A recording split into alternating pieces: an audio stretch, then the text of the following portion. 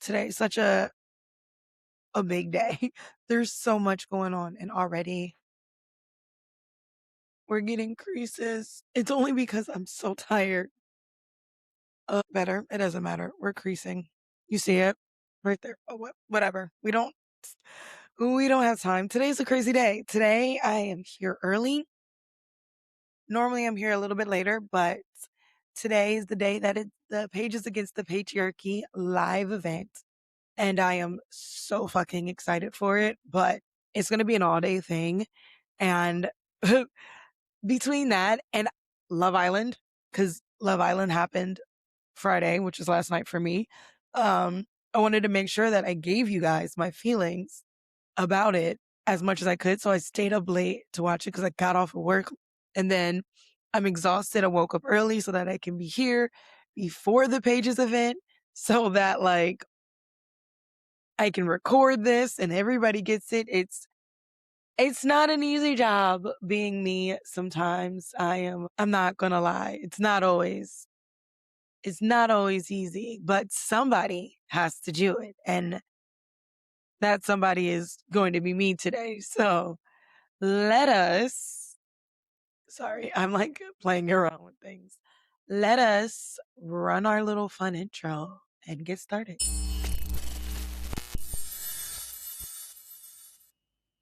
Hey, Unbothered fam, and welcome back to another episode of Basically Unbothered Recapped, where we talk about all of the pop culture that's not too crazy, and we recap TV shows, movies, books, music sometimes, the whole jazz. Um, yeah, we got a lot. We got a lot to talk about today. And in the most exciting kind of way. So let's jump right into it. First of all, Anne Hathaway is pregnant. Oh, I love pregnancy announcements. I really truly do. Obviously you won't be getting you will probably never be getting a pregnancy announcement from me.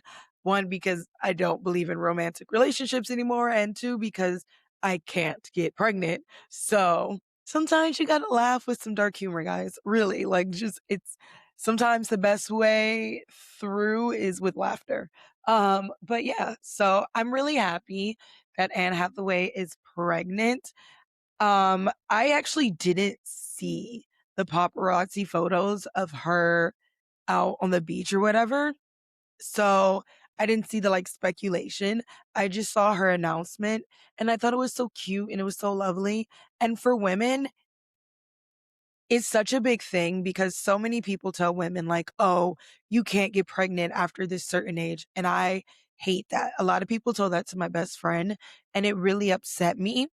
And I feel like it contributed honestly to her deciding not to be here anymore because she felt she had to do all these IVF things and pump her body with hormones because that's what everybody was telling her that she had to do, and that really really fucked with her. And you know she wouldn't listen when we were like, it's okay, you can take your time, you'll have kids whenever you're ready. And she was just so concerned because the doctors were telling her it's a clock, there's a ticking, everything like that. And so that was kind of really frustrating, I guess, to watch because we are seeing more women get pregnant later in life and explore that. And I love that so much. We need to have more examples of that. We need to have more examples of women just truly living their life. And whenever they decide that they're ready to start a family, then they can start a family, but they don't need to do it on any of our timelines. And Anne Hathaway is having a huge year. I think she's in 4 or 5 movies. And then this, it's perfect because she basically, I guess she'll have her press conferences or whatever, but she shot all the movies already. So now she can just be pregnant, relax, and get that cash, collect that money. All right. Next to that, Tyra Banks has been announced. And I want to double check this because I feel like it's spoof. Tyra Banks was announced as renounced. Wow. Tyra Banks was announced as a new judge for Project Runway, which is coming out really, really soon. And I, yeah, it's 100% official. She's joining the judging panel for Project Runway season 22 as a recurring judge. I love this. I love it because, like, if you guys don't know, she's currently like suing Netflix for the docuseries about America's Next Top Model because she didn't expect it to try to paint her as a villain. And you can go back to my episode when I covered that and how upset I was that all of these people kind of tried to do that for her, and how the documentary really centered around that and like making her the fall person for a situation that she probably didn't have it like that much control over in the first place. And that really fucking irked my soul. And so I love that she's gonna find her way in a new group of people on a new TV show. And I would love to hear her takes. And I'm just so excited. Me and my mom love Project Runway, and we're so excited for the season. The season comes out July 9th, which is right around the corner, literally 2 weeks from now. And I think that she'll add something to it. That will be fun and exciting to see. You know, her and Heidi were both models. They've both been in the fashion world for so long. Obviously, their shows were different, but I'm excited to see what 2026 Tyra Banks is gonna like bring out and put on the table for the situation. Now everybody can like comment on how they feel about was she being crazy, was she not being crazy, all of that jazz. But I do truly think that like some of the stuff that is being like portrayed or the way that it's being shown is a little weird to me. And being able to see her potentially have a chance to like show that like this isn't really her, like these crazy versions of her that people talk about is just like not true. I'm excited to see that. I also am excited to see her and Law Roach's like connection with each other. I think that's going to be so fascinating and see how they play off of each other. And just like, what is she going to bring to the table? Cause every judge brings something to the table. So I'm excited to see like what she's going to bring to the table and how that's going to look and how it's going to affect everything else.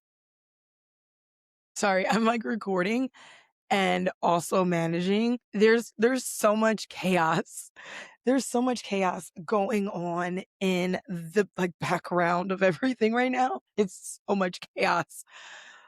Putting an event together is so hard. Putting an event together with other people is even more difficult. And it's really frustrating. And I don't want to get into it too much because it's not like my show to get into, but it can be quite frustrating. So like the event's happening soon and managing things is crazy. But our next topic is that the Moana movie trailer is out, and I'm thinking about like doing you know what? Let's see. Let me see if I can get us this movie trailer. All right. Let's see. I just don't like her hair. Why does her hair look like that? Why is it such a bad wig? But I kind of really do like seeing The Rock like in this. It's actually really cool to see that part. Okay, the animation in it looks really awesome. I'm not gonna lie. I just don't like the way it looks good. I'm not for like a Disney movie, and we're talking about like a Disney movie that is live action. And we know that lately, especially the ones that have like animated characters, these Disney live action movies haven't really been getting like praise. People aren't really like, oh my gosh, this is great. This is exciting to kind of see. It looked really good. My biggest qualm is her wig. It's like, have we not learned anything from Twilight, guys? Why can't we get them better wigs? Like, what is going on? I don't, is that that part is legitimately like frustrating to me. Also, whatever is going on in the background here is so fucking loud. It's ridiculous. All right.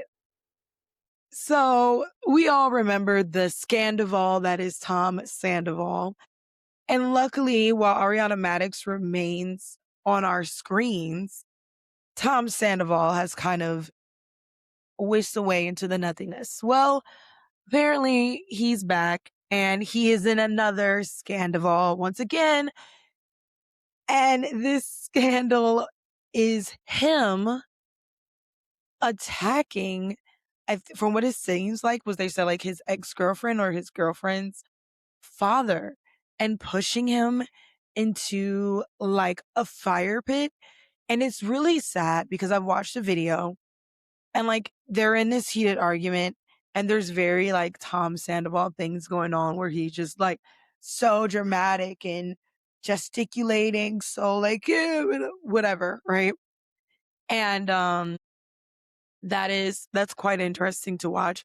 But then the part is when they like get into it and the shove, like the really big push doesn't happen until he starts to get into the girl's face and the father like comes in and is defending.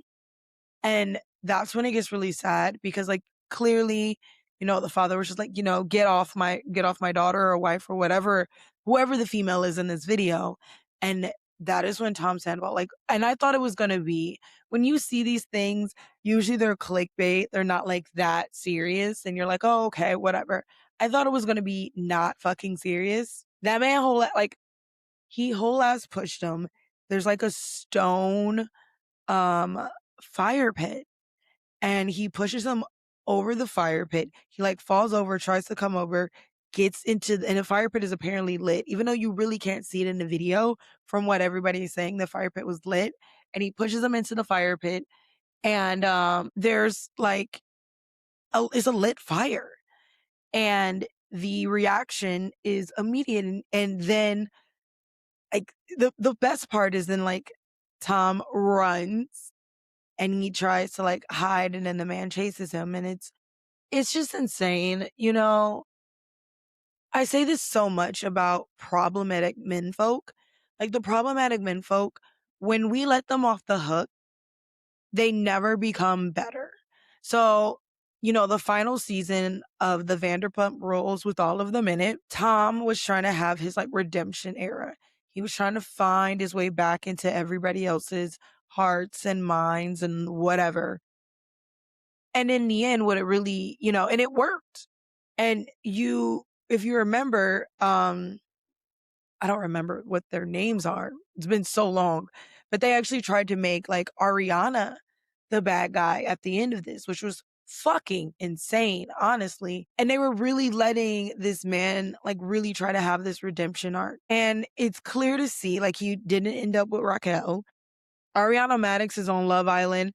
And by the way, last night's episode, like caliente, she was on fuego. It was so hot. She was on fire.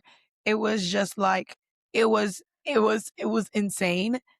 And I love every time she walks in because it always feels like a big fuck you to Tom Sandoval and love it.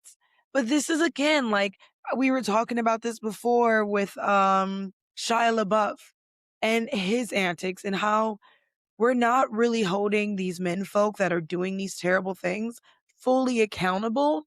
And this is going to come up when we get into Love Island as well. We give these men folks like excuses and we give them all these chances.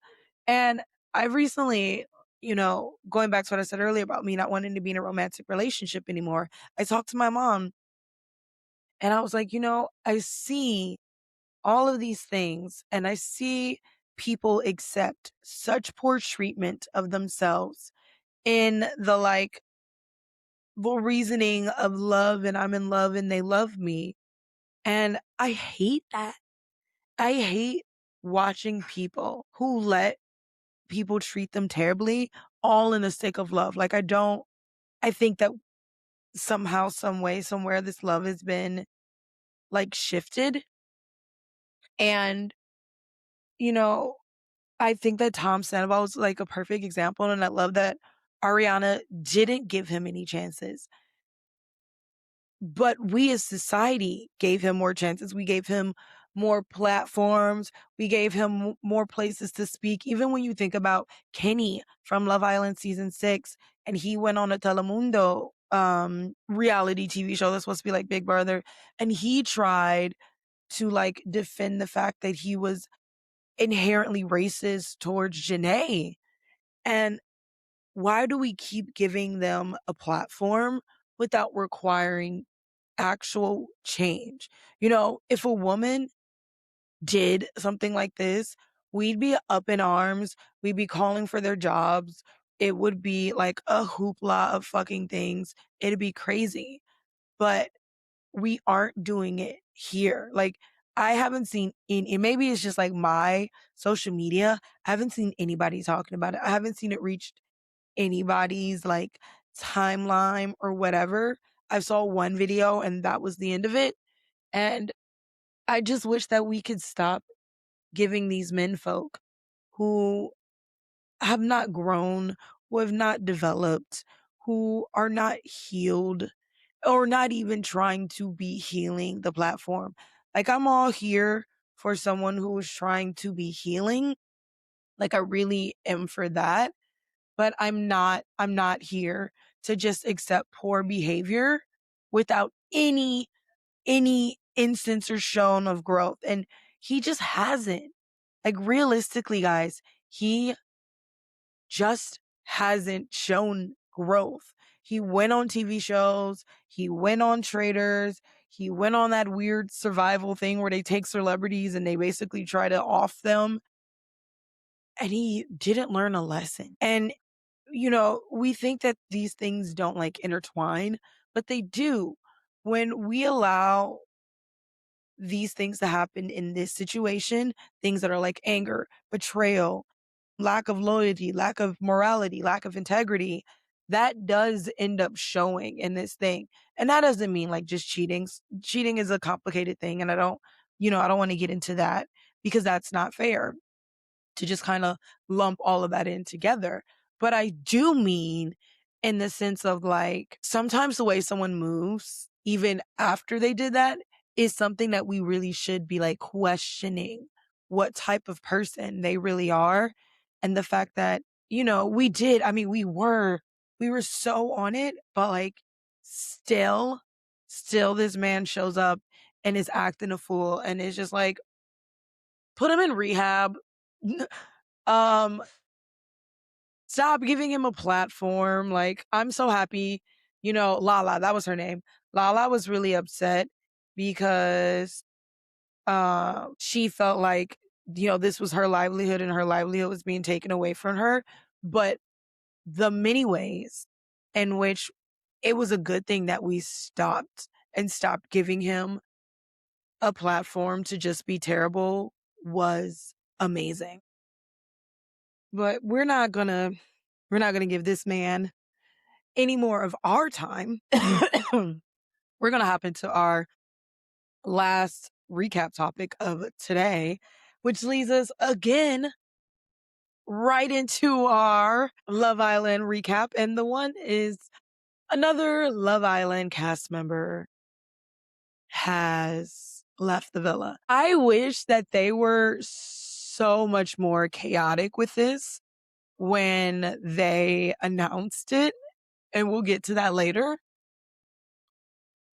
But Alana, who was a Casa Amor girl, was kicked out because of a racial slur. And like, not just one racial slur. She's doing the things that like when people call you ninja online and you know what they really mean. She had a lot. She had a lot. And it took a couple episodes to get her off because obviously they film a little bit before. And also they probably want to like investigate, make sure this isn't, some spoof thing or whatever. I saw one of her friends go on, make a live or make a TikTok video. He was like, Alana is so sweet and I know her heart and she's not, and he's an African American male. She's so sweet and I know her heart and I know she would never do anything like this. And we're just like, then he went so far as to say he thinks that the text messages or the comments our AI. And he's like, yeah, AI can do anything now. And I'm just like, who is going out of their way to create AI captions for this specific person on Love Island to get them kicked off? Nobody. Nobody cares that much about a person that they don't know to get them like kicked off the show when they were just on. I do think I think it's really shitty how these people are just like acting in general. Like it again is a part of a bigger problem. And do believe that now they're talking about how 3 out of the 4 people that had to be removed from Love Island for this specific thing were Hispanics from Miami. And I'm not from Miami, so I can't speculate at all. But that is something that's clarifying. Miami, y'all might not end up on Love Island anymore. Y'all keep playing games. Y'all might not see yourself on Love Island anymore. But the bigger thing is like, again, we talked about this a couple of weeks ago, and here we are again. How is the vetting process not that good that this keeps coming up? Is it a spoof? Like, are we just doing this because we want people to pay attention to it more, which is we really fucked up? Are we not caring? Are we not doing another background check? Is there something that needs to be done to like really truly look into this and figure out what is happening? Because this isn't okay. Like what is going on right now isn't okay. And the fact that it continuously shows up in this specific area on Love Island is honestly it's too much for me. A lot of people have been saying that it was interesting that when she was doing like their whole hearts on fire challenge, that she was really ignoring the African American men and really wasn't giving them play, was going for the men that would either more lighter skin or whatever. And I don't have speculations on that. I didn't pay attention to it. Most of the time, the Hearts on Fire challenge, I just skip. They give me the ick. It's like watching corn, It's like watching people be pornographic on TV for enjoyment, and like do whatever you want to do in your own time, but like that is it's just a little not me. Like I'm not saying that it's wrong or whatever, but those are things that I'd be like, this is gonna stay in like the bedroom between you and I. Like we don't need, everyone to see what's going on. But at the same time, like it is what it is. I usually skip it. I'm happy that at least we can get her out of the villa. It does seem, I don't want to see unfair, because the way that is made to seem is that like they just announced that she's out of the villa. Um, And when we get into like the recoupling, you get into like how okay to feel with Zach, because Alana was the one that Zach was talking to, and it creates a crazy fucking dynamic. But let's get into that dynamic. All right. This week on Love Island, we went to Casa Amor. So I got shit to say. I don't like Casa Amor at all. I've never liked Casa Amor. I think Casa Amor is a fucked up concept, and it's just terrible. Like, it's like sending men to a strip club on steroids that are all in like committed relationships. It's just weird. And you are going to be like, well, they're not really committed. They're not closed off. Yeah, but it's just really icky. And it's more icky the way that they like hype themselves up for this. Like, there's not like a respect. It's like sending men to a brothel. Like, that is how gross it seems, specifically because of the way that the men respond to it. And it always gives me a really weird feeling, because it's like you have these beautiful, amazing women that you've spent all this time with here. And the whole Casa More thing is for you to basically be like, these beautiful women are great, but there could be more beautiful women. And it's just like greedy. I don't know. There's something about it I just really don't like. Like, they look like dogs. They look and act. I'm pretty sure at one point they were like barking, whoo, whoo, whoo. Like, you're grown men. You, you are grown men.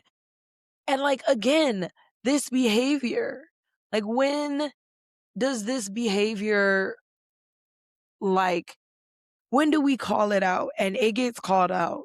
Don't worry. But I also don't like how it paints the women of Casa more. And I've been seeing a lot of like conversations around that topic as well about how the women of Casa more, they get painted as like this temptress for doing basically essentially what they're supposed to do.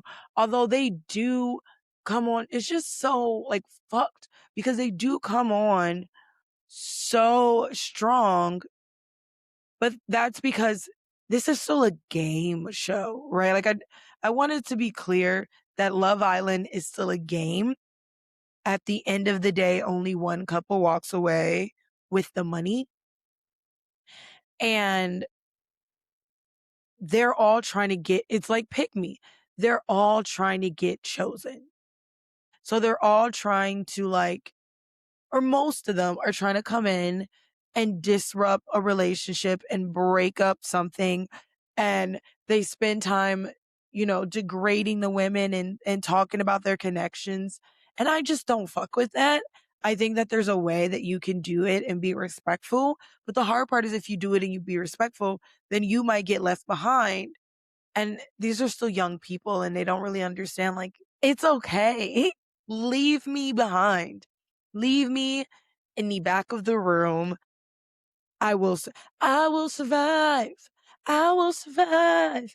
Yay, yay. Like, I'm good. But yes, this week we're spending it in Casa More, and there's just so much. The first part is that the way that they do it is different this time. And I've like read and watched TikToks and done some research about it. And one of the things is that the producers wanted Casa more to be more for the women, because really essentially it's just for the men to go to this playground with other women and act like dogs. Casey, we're talking about you. Casey, you're so fucking weird and we're coming to you. But this time, what they did was they didn't bring the men in immediately.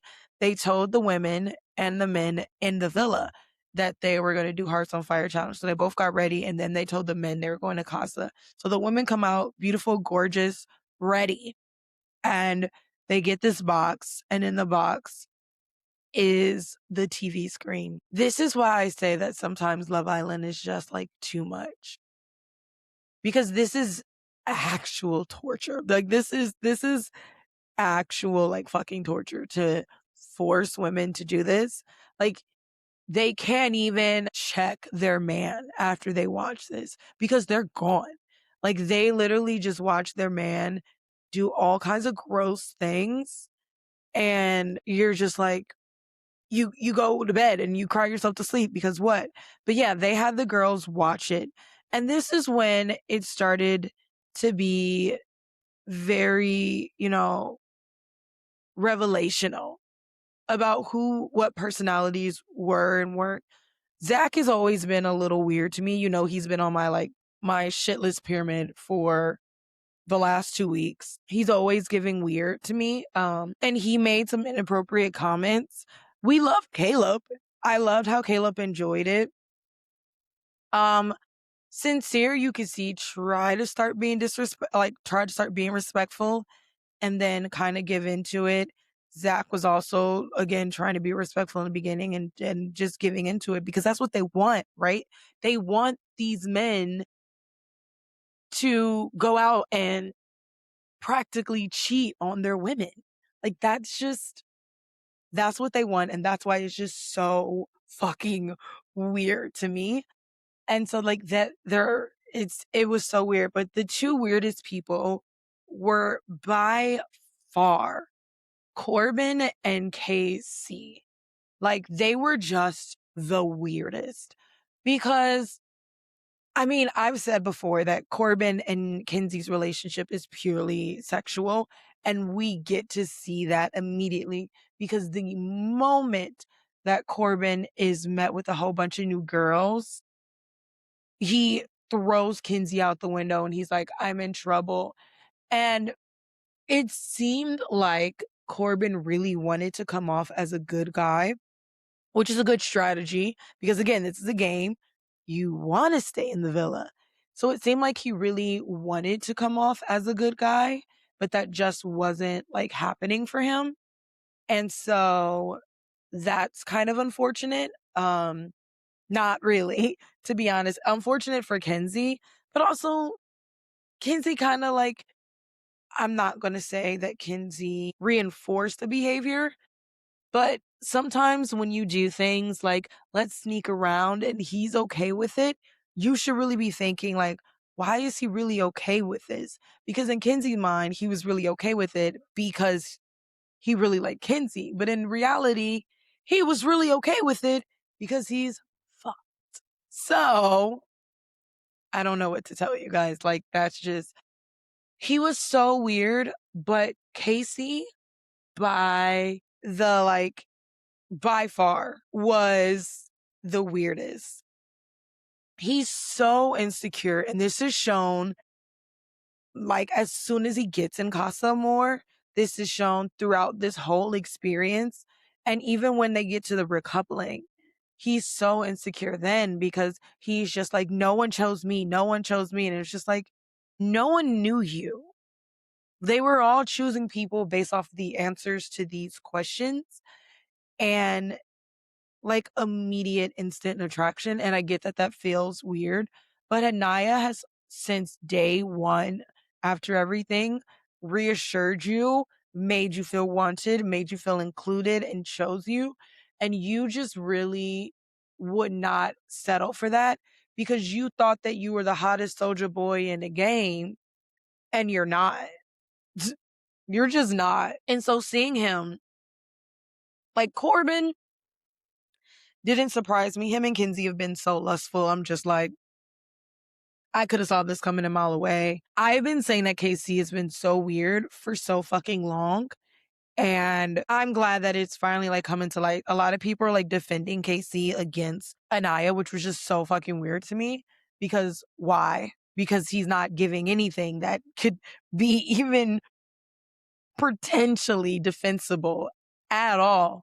But everybody is defending him and they were giving him the benefit of the doubt. And they're like, yeah, Anaya's playing games. She wasn't. She just wanted honesty from a child. And so the like statements that he makes, and they talk about this in a recoupling later, and the men are like, this was a challenge. And they're like, we didn't care about the challenge. We cared about what you said and the statements that you made. Like, we get that you're in a challenge and that's what you do, but you don't have to make these disgusting, misogynistic like comments. You just don't. And then on top of that, so TT is like, that's my man. I'm going to get my man. And originally you're like, okay, all right. Like, I get it. Like, you're really attracted to him. Sure. But it took, what was Serena's line? It didn't take much. It didn't take you shit. It didn't take Casey anything. He literally sat down and had a chat with TT and then was like all over her. Again, it's not about you not being able to explore. It's about being respectful. It's about respecting a person as a person. And that's where it becomes a big issue. Like, you don't respect Anaya as a person. And we'll get to see that later on. Watching the girls watch it was really hard. I do love the way that like Melanie was being sensible, and once it all happened, they were like, okay, let's calm down. Like, there's nothing that we can do. We're bad bitches. We're going to have our bad bitch time. And like, I love that. And I told my coworker, like, look at Melanie ended up being the sensible one, but her and Trinity, honestly, for the girls this entire time through Casa, were like locked in and keeping the girls going and keeping them like there. And I really like I love that. Also, side note, when they were announcing the Casa girls, and the Casa girls were, I don't remember, Alana, Permida, Sierra, Jaden, Amora, and Titi, which is Sierra. And so, though, when they were announcing their careers, I really had a thought that was like, what makes these people with legitimate careers come into the show to do this? Because some of them are in like the health profession, and that goes back to the men as well. Some of you are in this health profession, right? And what's going to happen when you get off this TV show and you have to like take care of people and they are like, don't touch me. Like the Grey's Anatomy episode, don't touch me, because you're out here licking someone's toes on national. Like I am like so open with my body. I'll post whatever. But like videos are so different. I'm not out here actively licking somebody's toes on a video. That's not for my own consumption. Like I'm not doing it for the world to see. So I wonder like what about like people who have these careers are like, I want to do this. And I it's like the youthful like ignorance that you don't realize that holy shit, this might actually like affect my career further down the line. Like even Sean, and a lot of people gave Sean backlash for him being a police officer and coming on the show, which I thought was completely unfair. But even then, it's kind of like you really do have to look at the bigger picture and how is this thing that I'm doing now going to affect my career in the future? Like that has to be a thing. Um, little side notes just from watching the original part, things that I'm just like we're laughing about. Zach is really jealous when he sees that the 12. So what happens is that the girls are like lost and distraught and they're so emotional, and then they find out that 12 men are coming to the villa, and then in true petty fashion, they like have a party on a yacht, the men that are coming in. So Casa can see these men coming in, and then Zach immediately starts regretting everything, and he just becomes like, fuck, what is Kata gonna do? And he has that mentality that like, damn, she's the shit that I was doing, she probably would do, and I'm gonna feel fucked about it. So Zach is really jealous. And he's really insecure. He just handles it differently. Like you'll see it in the like little moments. And that's why I said last episode, or no, when I was on live, I said on live that like as a Scorpio, he really feels for Kata, but he's so afraid of like letting that feeling in because he doesn't want to get his heart broken and doesn't want to get hurt. So he does kind of like these mind fuck things, which isn't okay. And then the Bryce and Zach relationship still lands. Casey, like, damn, finally. Casey was like, damn, finally my ego can be fixed when he got there, because he's like, oh, these girls, they're finally giving me everything that I wanted in the villa, because nobody but Anaya was giving him play. That's maybe because they peeped your game or they peeped your energy and they knew you weren't shit. Just maybe. I'm just saying that just maybe they knew you weren't shit and they just weren't here for it. I also say, imagine watching how Sincere moved and still chasing him. I'm sorry, it's so funny because the boys and the girls were watching this entire time, like with us. Imagine watching how Sincere played Soul, played Melanie, played himself, and then being like, yeah, that's the man I want. I'd be going for almost everybody but Sincere. And Sincere should have been the KC of the Casa, like legitimately. I just shit had me laughing. Corbin just wants to fuck. He's not on Love Island. He's on sexual island. He on fuck island. Like it was just weird. Getting into the Casa part though, the girls get 12 guys and then they have to pick, and the guys that end up standing, I can't remember all their names. Their names became so confusing to me. Ronnie, Gall, Carl, Che, missing two. Whatever. Let me let me look it up. Let's see. Corey, Carl, Che, Gall, who was just not giving to me at all, but whatever, float your boat. Um, who am I missing? Is that it? Ronnie, Dylan. That's why I miss Dylan, because Gaul ends up being with Jen, and Dylan ends up being with Kinsey, and that was a whole other drama. But those are the men that get to stay, and Dylan like couples up with Kinsey, Gaul couples up with Jen.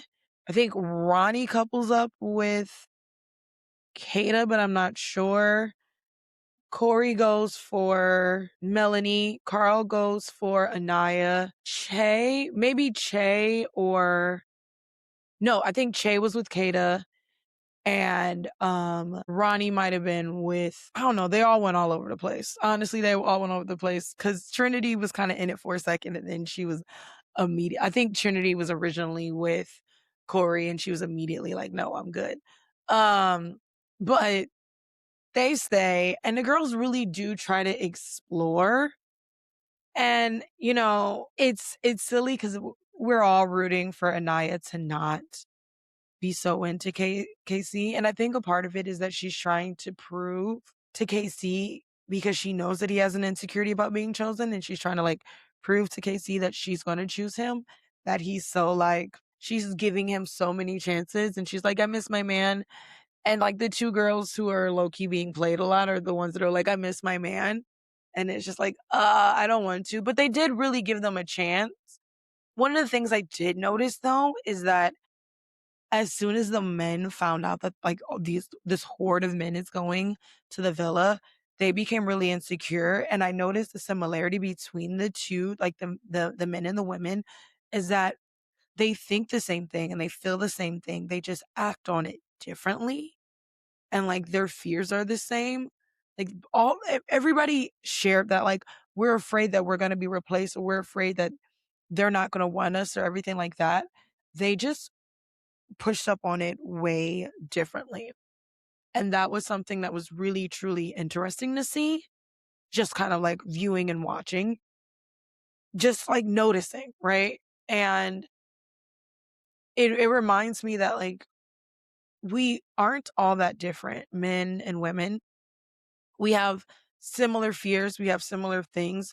It's the way that we respond to it that is the bigger issue, and how we internalize or externalize that. And, you know, if we're having this fear, are we going to like pull back and really assess ourselves? Are we going to lean into somebody else? And what you see a lot of times is in the beginning, the women, not out of fear, but just like out of anger, really lean into the men. But then they have this like feeling, and they have their feelings of fear, and they kind of pull back and like really want to assess.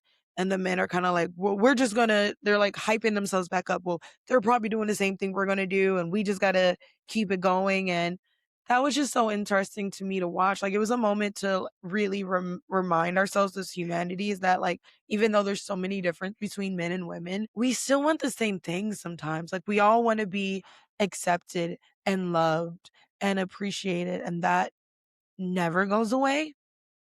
And so I loved being able to see that on the screen, even for a little bit.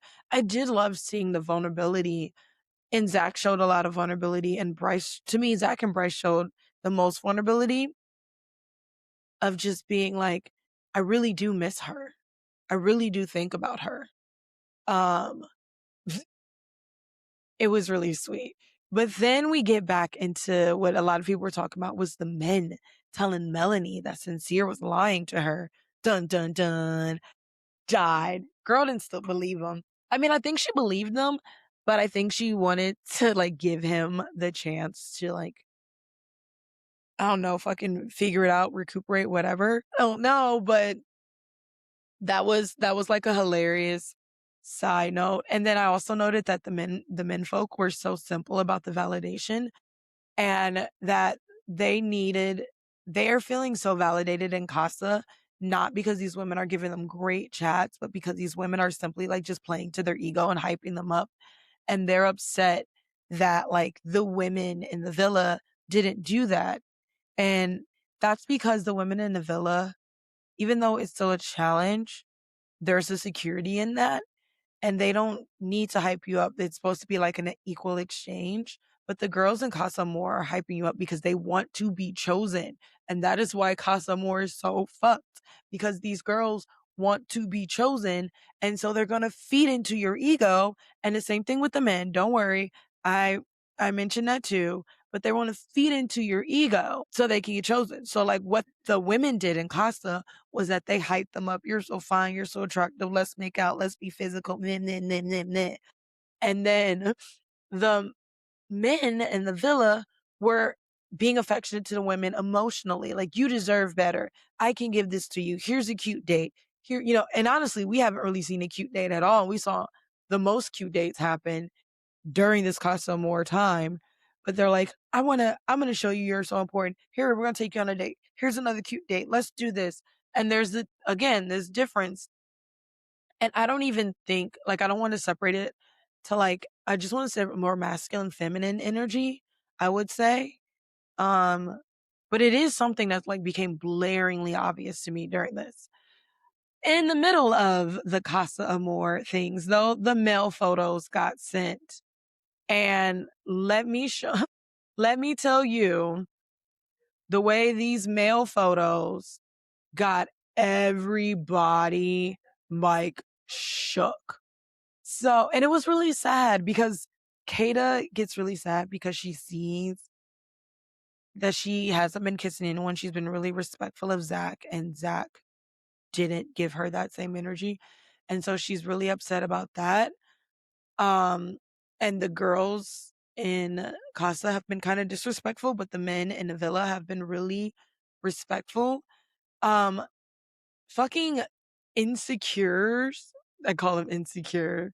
Insecure's reaction was just wild. Both Zach and Insecure's reaction were just like wild because like Melanie got an image of him biting someone's lip and like pulling. He got an image of someone like cupping her face. And he's like, I know that he's probably telling her all these things. I know this look in her eyes. And it's just a reminder that, like, while all these men are like talking about these physical things that they want from the woman, the thing that always hurts them the most is the emotional. Like, Sincere's out here doing dirty, kissing, swapping, whatever. Melanie is not. And what he was worried about the most was what the guy was telling her emotionally, how the men were making her feel emotionally. Even though their ego says they have to feel it like physically, there's still like the emotional aspect of it. Casey was disrespectful. Trinity's was sad. And also watching the girls kind of like analyze, was this in a challenge? Was this not in a challenge?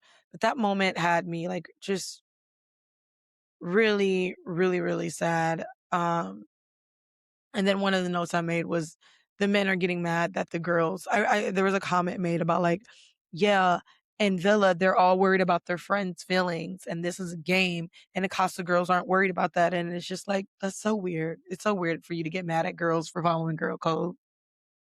That's so weird. Like, they've explored other people and just communicated about it. How quite out of you. All right. The recoupling last night. Let me cross leg into this shit. Lock in. All right. Last night's episode was the recoupling. And there were some cute little gestures being done. People made their predictions. We're going to go couple by couple. I'm trying to think about how they did it. Who went first? Well, I think Jen went first, which was simple because she picked Skull and Caleb picked Jaden, and they were all so happy. And one of the things I noticed that the girls did this time was they were so like, even when a girl was coming with their man or whatever, they were so like, this isn't about her. She's so pretty. He's just icky. But they were so happy for Caleb and they were like, oh my gosh, she's so pretty. I love this for Caleb, our cowboy. This is why we kept him. And I love that because there's like a vindication in that, like, we kept him for a reason. We kept him because we knew that he deserved a chance at love and he got this, like, this bad, step because of fucking Kinsey. And it's just like seeing that was happy. Then Kinsey and Corbin went, Kenzie stayed with her dude. Corbin brought back Parmida. Everybody was talking about how beautiful she was. And then they clocked Corbin, and Bermuda tried to jump in a little bit, but they're like, look, if you like it, we love it, but we don't understand how you could stick around with a man who immediately is bashing the person that he was supposed to be with and immediately switched up and said all these things. And she's like, well, he didn't say these things to me. I didn't hear what he was saying in the challenge. And they're just like, okay. Kenzie is still really messy because there's still the situation between Kenzie with Dylan and Gall and her kind of holding both of them. And like, Kenzie can't make a decision for her life and she just be playing the field and it's not okay. But she didn't deserve what Corbin did to her. Period. Point blank. She didn't fucking deserve it. So I loved her clocking Corbin. I love how all the girls like joined in and held him accountable. I mean, because Corbin again wants to be the good guy. He still wants to, it's a game. He still wants to be in it. So he's like, I mean, it's fair. I take accountability for it, but this is what I chose and this is what makes me happy. And we're just like, it's not about how you choose. It's about how you move. That was the big issue. And then we get into, I think it was Kata next. And Zach came back. And that was a weird part because Alana is gone. So a lot of people were like, would Zach have come back with Alana if she was still there? And honestly, I don't think so. I think that him and Alana had already started fizzling out and he had already started missing her before any of it happened. So I don't think that he would have like came back with her, regardless if she stayed or not. But I do think that like for Kata, that's always going to be a question, which is just kind of unfair. And which is why Love Island needs to do a better job of vetting these people. Maybe need to just start texting all their homies, go through their high school book and be like, do y'all have dirt on these people? But then the problem is if they do that, then they're letting you know who's going to end up. And they don't want to do that. But then we have Melanie and Sincere. And Melanie didn't pick Corey. And I didn't think she was going to. I didn't think she was going to pick him, honestly. He was really sweet, but I don't even think he was Melanie's type. I think there was emotional things there. I don't think there was a physical thing there. She picks Sincere. Sincere comes back by himself and he's so geeked. And one of my favorite moments, she went so Latina on him and was just checking him and she was speaking so fast and she was having a little accent and she's like, don't you think that you're going to come back in here and think that you're going to do whatever you wanted to do? I don't know who the fuck you are. I love that for her. I love that she didn't just like open arms, take him back. I mean, Kata did check Zach and was like, yo, we got shit to talk about. And he was like, I know, I will make it up to you. I'm just so happy. Like Zach was so scared. But yeah, Sincere comes back. Melanie checks it. We love that for him. We love that for her. And I just love that she stood on business, you know? Like she is aware that maybe she's not making the right choices. And I hope that one day that like that can bring like clarity to her. But she's still taking him back. But she wants him to be like, she's not delusional in that sense. Like she wants him to be upright. But she's delusional since that she thinks he's going to change by clocking him and checking him. And that, that goes into the thing of like, why do we think they're going to change? Just because you check them, you think that you're going to having me check him. And she said that, why is it when my eyes aren't on you? Why is it when my eyes aren't on you doing shit? When my eyes are on you, you're good. You're telling me all this stuff. But as soon as my eyes aren't on you, you just out here acting a fool, making me look stupid. And I was like, fucking yes. Y'all wanted to hate Melanie so bad. And she is just not giving y'all that ammo. It's Team Melanie. I don't think she's going to win, but it's Team Melanie all day. And honestly, I would watch this if they do a Beyond the Villa and they have them on. I would watch this season because this shit is messy. But I do hate that the women take back the men and tolerate the shit all because they like or love them. Like that shit hurts to watch. Like you do, what kind of what the men say, and I don't even know if they were serious or not, but kind of what the men say, like you deserve more. You do deserve, like, and I want that to be a thing that we all, men, women, non-binary, however we define ourselves, that we all know we deserve more in love. And don't let these like TV shows and movies, because they do that a lot. They do it like, if you pay attention to a lot of rom-coms, it's basically 9 times out of 10 the man fucking up and then the woman taking them back after they do this grand gesture. And I used to live in that mentality of like, oh, if they do this grand gesture, then all is forgiven and everything is good and they'll never do it again. And that's just not the case. We deserve more. We deserve different. We deserve to be able to choose. We deserve to be treated with respect, full stop. And we don't deserve to continue to take people back, man or woman, or again, whatever, however you identify.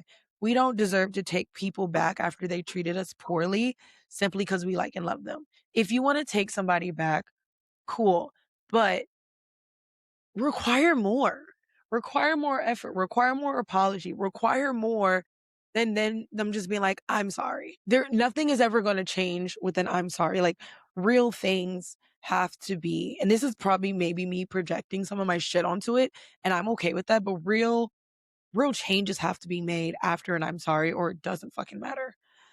Then we get to Trinity and Bryce, and it was just so cute. They were so happy to see each other, and they were wearing the same color, and they were both just like really sunshiny, and I loved it. I also love how cute the girls got for this. But it was really cute to see them together.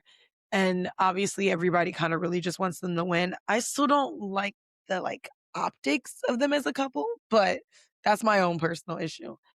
And then the last part for the end of this episode was when we got to Anaya and Casey. And that was the part that was really sad because Anaya had a great connection with Carl. And she was very honest. She was like, Carl is a great person. I've had a great thing. I loved our conversations. I don't know why she chose Casey. I don't think she knows why she chose Casey.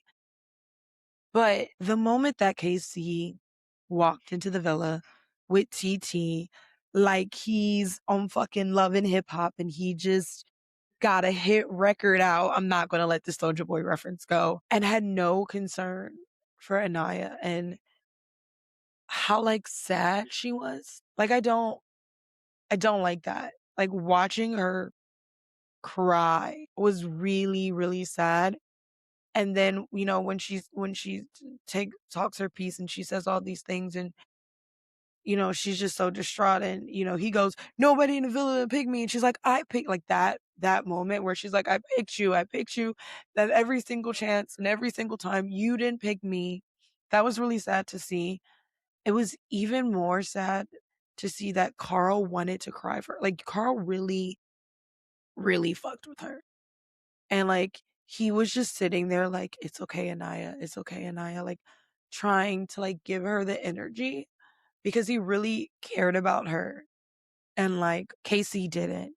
And it was very clear. And, Casey wouldn't even give her the space to like talk. And then the men were like, let Casey talk. And they're like, we're not finishing. But then it got really chaotic because TT comes back and she starts like Trinity shaking him and TT starts going at them. My favorite quote was like Melanie being like, this isn't the Bad Girls Club. Like, I'm all here for defending your man. But like what the girl said, you've known this man all of 3 days. You've known this man all of 3 days. And you're sitting here and you're defending him. And like, what the fuck? Like, legitimately, what the fuck? And like, she was, I don't, there, whatever energy or smoke she was given, it's stupid. This is a game. Shut the fuck. Remember how I keep saying this, that sometimes you need to shut the fuck up? Shut the fuck up. Legitimately, fully, truly, deeply, I mean that shit. Shut the fuck up. And like, they wouldn't. Like, they just wouldn't shut the fuck up. And she just kept going to it. And when she called Trinity a little girl, I was about to jump through that scream and be like, we scrapping. We fighting. Cause what the fuck? No, all Trinity kept saying was, we're not talking to you. We're talking to him. And TT was like literally trying to like put herself and insert herself in there. Well, I'm talking to you. They're trying to be like polite to you. They're trying not to address you. They're trying not to be rude to you. They're making an effort to legitimately say that they don't have a problem with you. You are creating a problem with them. For what? A man who was all up Anaya's butthole, but also talking about her being a grandma. And then the second he could, he went all up your butthole. Like, it was gross. TT just secured herself on knots. The way that TT and Casey are going to get voted off as soon as possible. And so I watched a TikTok and someone's like, they thought they had the black vote. No, no, you don't. We actually legitimately do not want you here.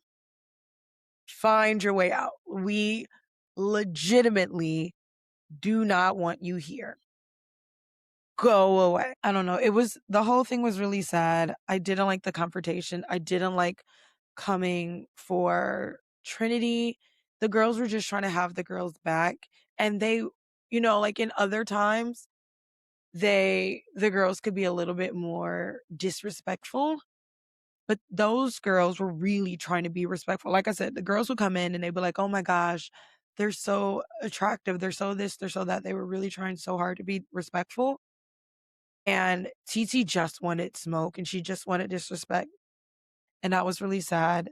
They sit down and then Anaya breaks down. And I love that instantly Melanie is like, no, we're not crying here. And I felt that to my soul. Like, you're not giving this man the satisfaction of watching you cry over this shit.